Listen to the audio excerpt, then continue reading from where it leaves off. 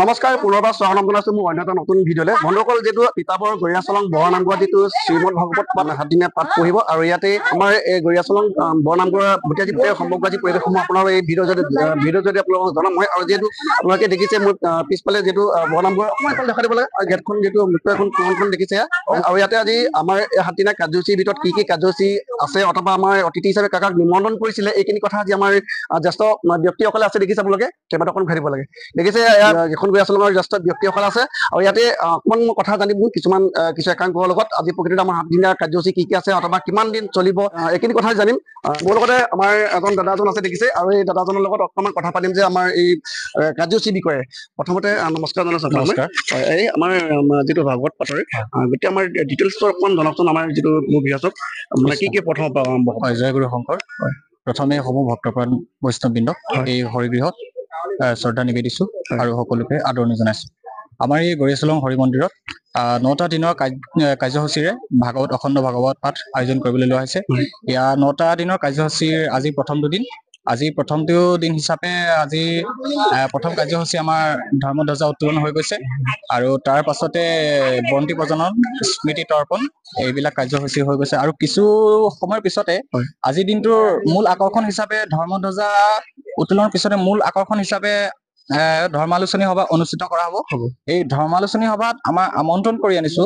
কমলাবাৰী সত্ৰৰ শ্ৰীযুত সোণাৰাম শৰ্মা বুঢ়া ভকতদেৱ আৰু তেখেতক সহায় কৰিবলৈ আৰু এজনক বৰমেধি হিচাপে আমন্ত্ৰণ কৰি অনা হৈছে তেখেতৰ হৈছে ভোলাৰাম কলিতাদেৱ তেখেত দুইজনৰ যি ভক্তিৰসৰ বাণীৰে আশা কৰো সকলোকে আপ্লুত কৰিব আৰু কাইলৈৰ পৰা আমাৰ অবিৰত ভাগৱত পাঠ আৰম্ভ হ'ব আৰু সমূহ ভক্তপ্ৰাণ ৰাইজক আমি গৰিয়াচলংবাসী ৰাইজৰ এই হৰিগৃহলৈ আহিবলৈ অনুৰোধ জনাইছো আৰু যিটো আজি প্ৰথমটো দিন হয় প্ৰথমটো দিনত কিছু জ্যেষ্ঠ ব্যক্তিক আপোনালোকে যিটো নিমন্ত্ৰণ কৰিছিলে একেসকলে কি অহা নাই নেকি আহিছে আমাৰ প্ৰথম ধৰ্মধ্বজা উত্তোলন কৰিলে আমাৰ মেলামাটি প্ৰণৱ শইকীয়া জাতীয় বিদ্যালয়ৰ সঞ্চালক প্ৰধান শ্ৰীযুত ৰাতুল দত্ত ছাৰ তাৰপিছত আমাৰ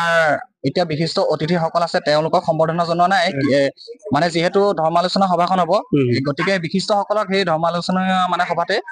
সম্বৰ্ধনা জনোৱা হ'ব আৰু কিছু লোকক ইয়াত সম্বৰ্ধনা জনোৱা হ'ল আমাৰ মাজত উপস্থিত আছিল অৰুণোদয় প্ৰধান শিক্ষক আছিল অৱসৰপ্ৰাপ্ত বিমান শইকীয়া ছাৰ তাৰপিছত আমাৰ মাজত উপস্থিত আছিল ৰিতুল হাজৰিকা ছাৰ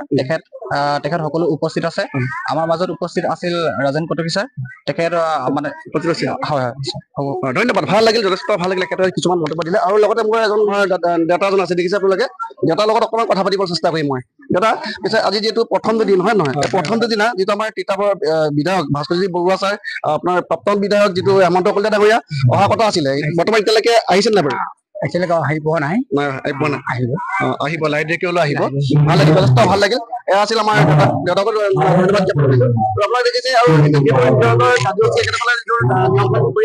আৰু এতিয়া যিহেতু বন্ধুসকল ভকতে আহিব আৰু ভকত অহাৰ পাছত আপোনালোকৰ ভকতে কিদৰে আদৰি এইখিনি দেখুৱাৰ চেষ্টা কৰিম এই ভিডিঅ'ৰ জৰিয়তে সময়ৰ পাছত আহি পাবহি আৰু আপোনালোকে দেখুৱাইছোঁ মই প্ৰথমতে চাওক আপোনাৰ যিটো তোৰণখন ইমান ধুনীয়াকৈ একেদৰে থৈছে আৰু গাঁওবাসী গৰিয়াচলং গাঁওবাসী ৰাইজে তেনেধৰণৰ গোটেই আজি 7টা দিন ধুনীয়াকৈ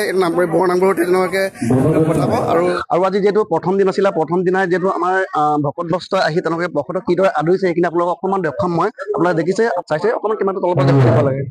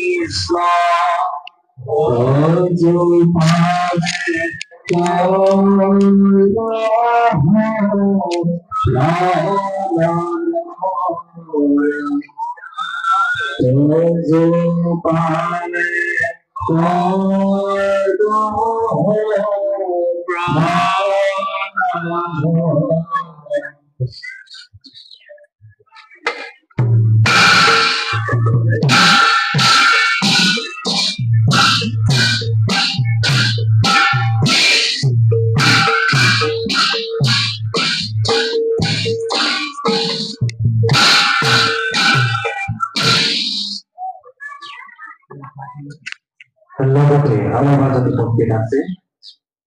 পবিত্ৰ হৰিমন্দিৰ